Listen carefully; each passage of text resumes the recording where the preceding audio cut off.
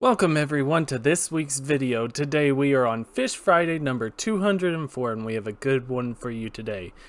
Today's fish is one of the most popular fish to eat. A lot of people think they've eaten this fish, but probably not as much as you might think. But that's probably a good thing. Today's fish that we're going to be talking about is bam! The Atlantic halibut. Now, the Atlantic halibut, or scientific name Hippoglossus, again, that's Hippoglossus, it is part of the family Pleuronectidae, which is the family of right-eye flounders. Now, we've talked about one halibut before, the Pacific halibut, which grows to very large proportions, but essentially, that was on the western side of the U.S. This is on the eastern side of the U.S., as the name would suggest, the Atlantic halibut. It is native to the northern Atlantic Ocean. Think Greenland and Iceland, all the way down to Virginia. I do believe it goes to the north of Europe over into Russia as well.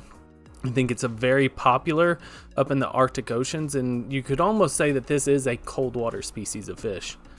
Definitely wouldn't deny that. And they're going to be found at depths from 50 to 2,000 meters, which is 200 to 6,600 feet. Yes, that is a huge range, but the older fish will typically stay significantly deeper, and the shallower the fish is, usually the younger it is. And we'll talk a little bit about young versus old a little bit later. Now, this is a demersal fish, meaning that they primarily are on the bottom. You can see here in pictures, I'm sure many of you have seen pictures as well. They're basically right on the bottom, maybe an inch or two above. A lot of times they're even laying on the bottom. But, you know, that's what makes them a demersal fish. And not only that, they're also a very large fish. Females are significantly larger than males. So you can sometimes sex them, but you can really only say this is for sure a female. And the reason why I say that, males average about 10 to 15 kilograms, which is around 25 to 30 pounds. They can range up semi-commonly up to 25 kilograms, which is around 60 pounds. But I think they have reached up to 45 kilograms, which would be 100 pounds as well. So maybe not 100 pounds, but maybe around 75 pounds. You could be like, okay, this is either a male or a female. But females will get as large as 250 kilograms, which is 600 pounds.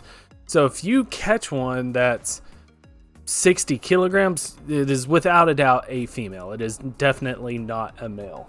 Males do not get that large. And that's not necessarily an uncommon theme in the fish world. A lot of times females are significantly larger than males, and a lot of that has to do with the larger the female is, the more eggs she can lay.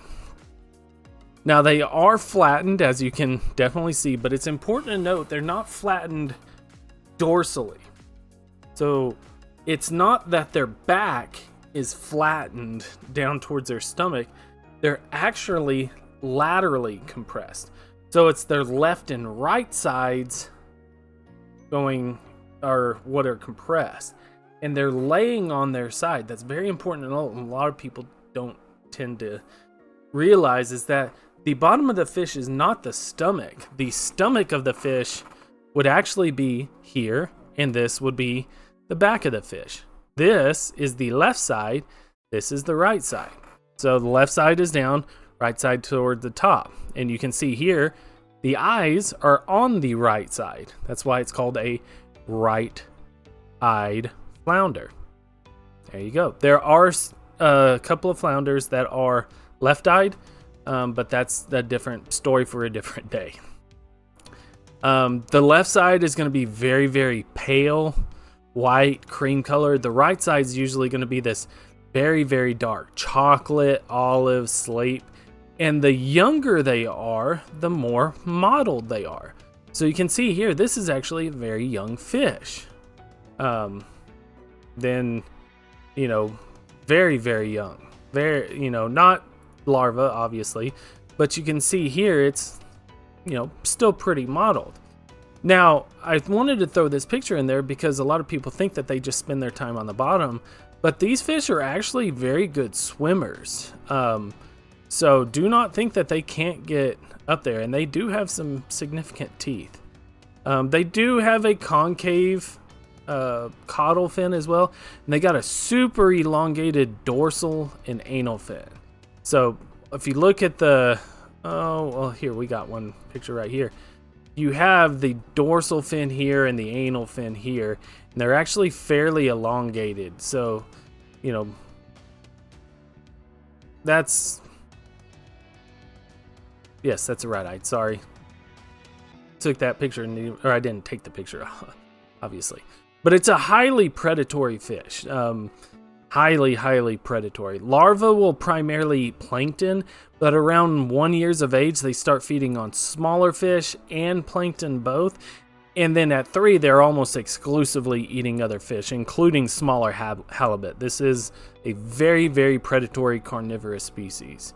And it is a very popular food fish. Very popular for people to fish this. Unfortunately, I need to say it was a very popular food fish.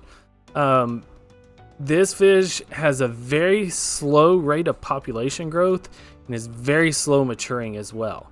Males will actually attain maturity at 7 to 8 years of age, whereas females will attain maturity at 10 to 11 years of age.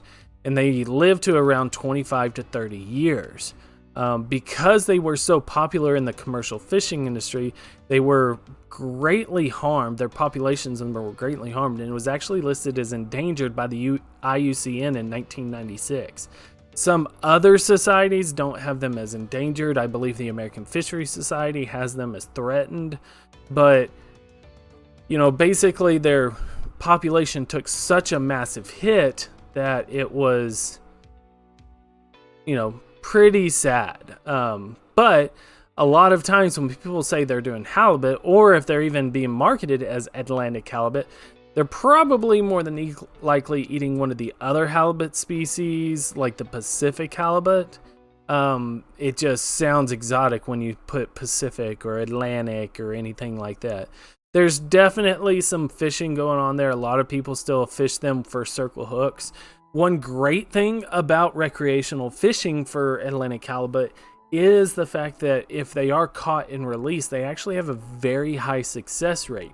When fish are living that deep in the water, usually when you bring them up, they suffer from basically decompression sickness because they have swim bladder that is acclimated to that depth, and when you bring it up, that gas will expand and sometimes cause their insides to explode, which is why some people will have to do what is called fizzing, where basically they poke the air bladder and let it vent it out so that it can reobtain pressure and have a much higher success rate. The halibut actually does not have a swim bladder, so they do not suffer from decompression sickness, which greatly helps them survive when they do get caught and released by fishermen. So definitely not one that I'm going to say don't go fish. I'm just saying if you're doing it, do it for your own recreational. Very happy. Do not commercially fish these. Now there are some countries out there that are doing commercial aquaculturing of halibut, which commercial rearing, agricultural practices for fish. So I'm not saying don't eat Atlantic halibut. I'm just saying if it says wild caught, it's probably either not Atlantic halibut or they're just lying and it's a completely different thing, or they're catching it in a really bad way. I believe so anyway. But for the interesting fact we're going to end the video on is actually about their growth. And we have a very nice picture here of a close-up of the Atlantic halibut. And that is a face that only a mother can love. It's got its quirks and all that. It is definitely a bizarro looking fish. And my goodness, it's... which, by the way, you can see here is a super young one. And it's even weirder, by the way, if you look at their skulls, where it just kind of looks like it's just mashed all together. It just doesn't look right. And you know, a lot of people understand how halibut and flounder look and how they're a little bizarre and things like that. But what a lot of people don't know is their growth patterns.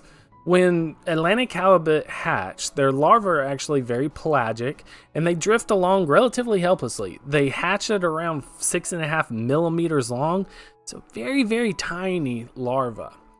And when they reach about 4 centimeters, they migrate to the bottom. No, we've talked about plenty of fish that do that. But what a lot of people don't realize is that flounder and halibut, when the larvae are born, they actually start in the upright position. They look exactly the same as other fish.